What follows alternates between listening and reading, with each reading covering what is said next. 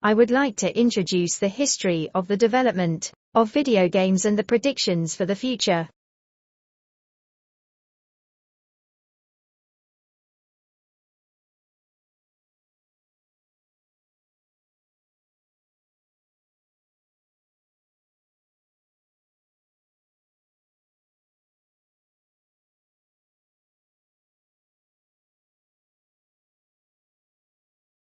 The business game begins.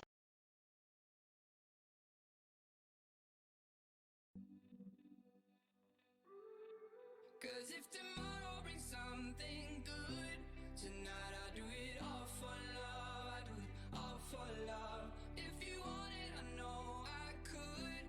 Tonight I do it all for love, I do it all for love. Try to leave, try to fight all the things inside my mind, but we will stay together. I'll try to push, try to part, try to break us from the start, but I'll be yours forever.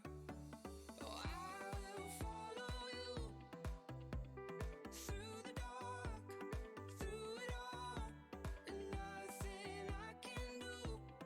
Hold it, I'm set on you. Cause if tomorrow brings something good, tonight I do it all for love, I do it all for love. If you want it, I know I could. Tonight I do it all for love, I do it all for love.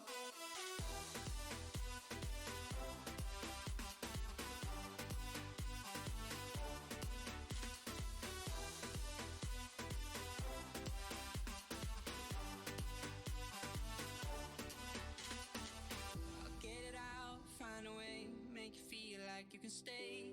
I should've known better. Need your touch now and then when it all comes back again. I know better. Oh, I will follow you through the dark, through it all, but there's nothing I can do. Hold it, I'm set on you. Cause if tomorrow brings something good, tonight I do it all for love, I do it all for love. If you want it, I know I could. Tonight I do it all for love, I do it all for love, all for love. Tonight I do it all for love, I do it all for love, all for love. Tonight I do it all for love, I do it all for love.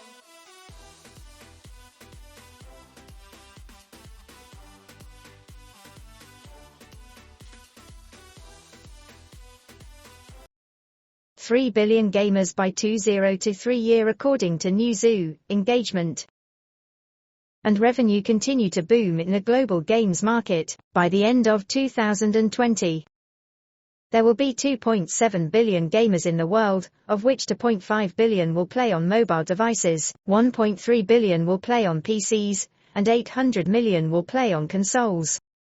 2023 will be an important milestone for the global gaming market. In that year, the number of gamers worldwide will pass the 3 billion mark. With a CAGR 2015-2023 of plus 5.6%. Growth markets naturally contribute more to the growth of this player compared to more mature markets. A major contributor to growth is the growing online population, driven by improved mobile internet infrastructure, more affordable smart phones across all specs, and a growing middle class. In 2019, for example, the number of players in the Middle East and Africa outpaced the number in North America. In 2022, the Middle East and Africa will have surpassed even Europe's player numbers. However, it is worth noting that many players in these growth markets are entering gaming via mobile, whose free-to-play monetization model makes it notoriously difficult to convert players into payers. The image below shows how these 2.7 billion players are divided between regions. The global number of players grew plus 5.3% year-on-year in 2020. The games market is constantly evolving, as are the ways through which consumers engage with the market. This demands an evolving approach for breaking down game-related revenues. To that end, we updated our revenue breakdown for this year's Global Games Market Report. The games market is continuing to move away from box revenues, while the move from physical to digital distribution is definitely part of the equation. The increasing dominance of in-game revenues will shrink even full game digital revenues in the coming years. In the chart below you can see the growing share of in-game revenues, the core mechanic of the free-to-play monetization model.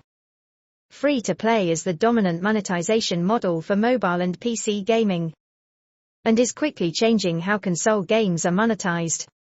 In-game transactions generate the most revenues on mobile by a wide margin. After all, there are no box games on the platform, and full-price digital games are few and far between.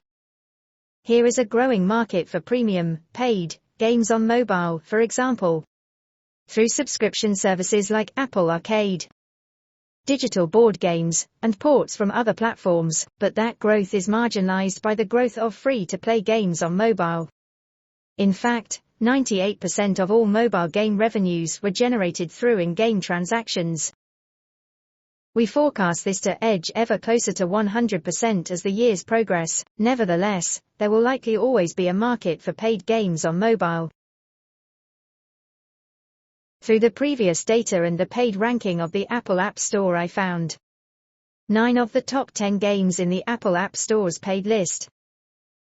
And in 2020, the proportion of Nintendo and Sony's console games has dropped to 13%.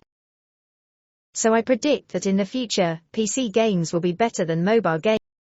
However, after the refresh rate and performance of the mobile terminal are improved in the future, people will be more and more inclined to use the mobile terminal to play games. And the mobile terminal is cheaper and more convenient than the mainframe and PC, so the future of video games must be on the mobile side.